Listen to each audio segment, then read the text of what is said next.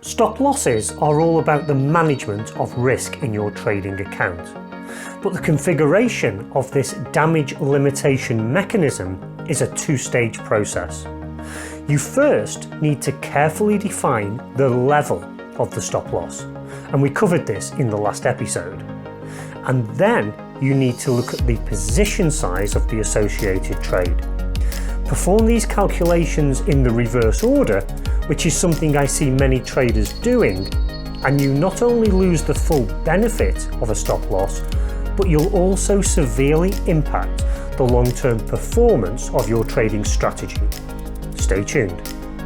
Darwinex is a UK FCA regulated broker and asset manager on a mission to disrupt the financial trading, investing and asset management industries. If you're a talented trader looking to attract investor capital to your strategies, Darwinex is the fastest way for you to do this. We enable traders to raise third-party investor capital and then charge success fees on high watermark profits.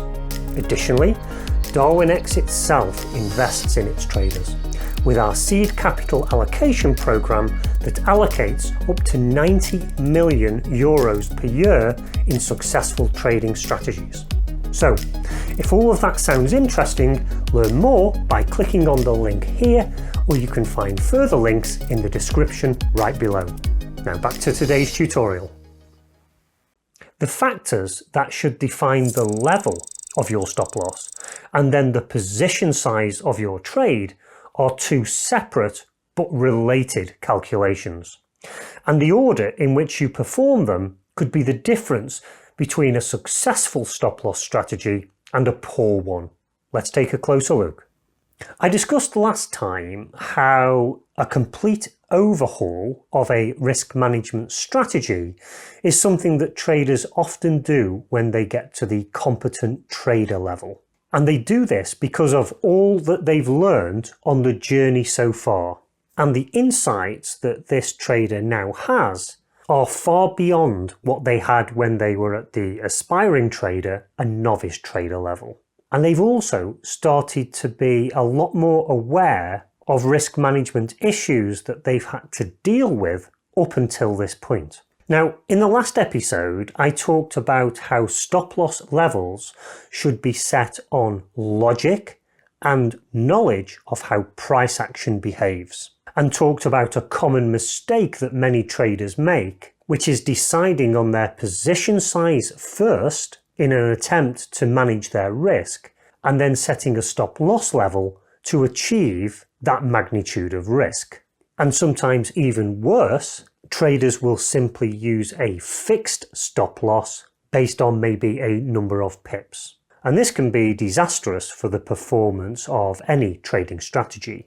And if you didn't see that episode, then I would recommend that you watch that, because I explain why that kind of approach is so detrimental to a strategy, and then propose what is a much better approach in order to produce much more robust results from a trading system. But what we didn't cover last time was the second part of the process, which is ensuring a maximum acceptable risk. So let's use the same example we did previously, but this time we're going to focus on the second stage. So we looked at a potential trade entry into a trend continuation pattern such as this one.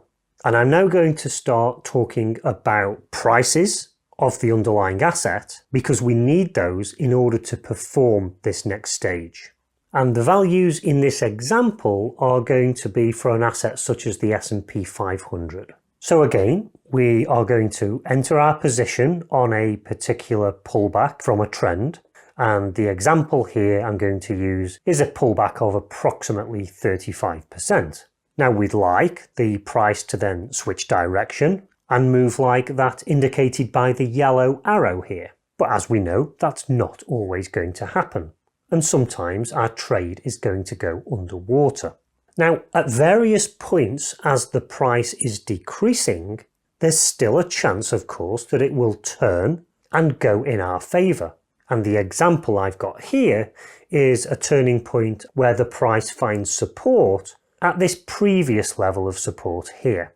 So I talked about various options last time for where you might want to consider putting a stop loss level. And so for the purposes of the calculation of this second stage, we're going to assume that we set that here, below that fundamental level of support. So let's use this as the example price that we're going to set that stop loss at. Let's now start to consider the calculation we have to perform. And again, I'm going to use an example here of a 1% risk of equity per trade. So in other words, if the worst case happens and the position does close at our stop loss, we want to ensure that that will represent no more than 1% of our equity at the time we're opening the position. So the first thing we need to do is determine what the delta is between the entry price and the stop loss price.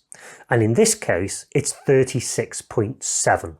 You then need to know what the tick value is per contract in the asset that you're trading. And this will vary for different brokers. So what do I mean by tick value? Well, this is based on the minimum amount that an asset can change by. So for the S&P 500, this goes to 1 decimal place, and therefore the tick value is 0.1, the minimum movement on this asset. And the value per contract will differ from broker to broker. But with Darwinex, if you had a 1 contract position, a tick value would represent $1.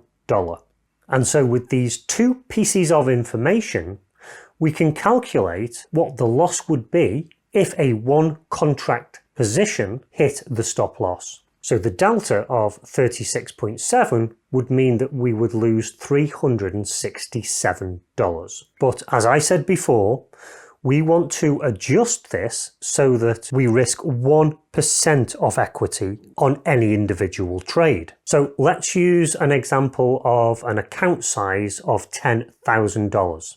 1% of this is $100, and so this is what we need to target with our position sizing strategy. And so to reduce this $367 to $100, this tells us that we need a position size of 0.27 contracts. And again, the number of decimal places that you can have for your position size is dependent on your individual broker. But for Darwinex on the S&P 500, this goes down to 1 decimal place. And so you have a choice of either going with 0.2 or 0.3.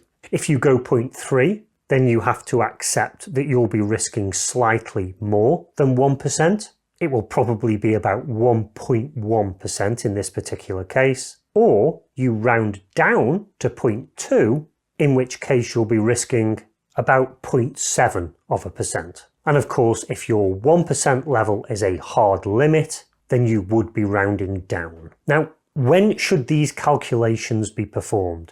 Well, of course, you need to do it before the trade is executed. It's no good opening a trade and then trying to decide where your stop loss needs to be, because emotions will kick in and mean you don't set that at a rational level. And also, it must happen in order to properly calculate the risk and the position size that you need. So I'm hoping that's a good illustration of the two-stage process.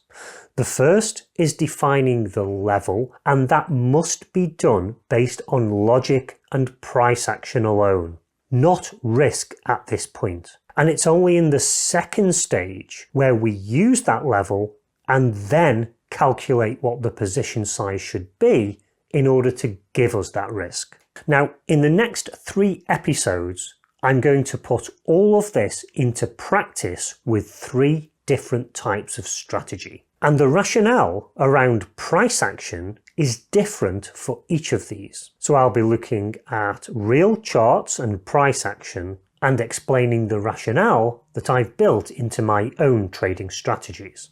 So that's all that we've got time for this episode. If you'd like to find out more about Darwinex and the services that we offer to traders, then you can click on the link at the bottom here, just underneath the video link. But now, until next time, trade safe.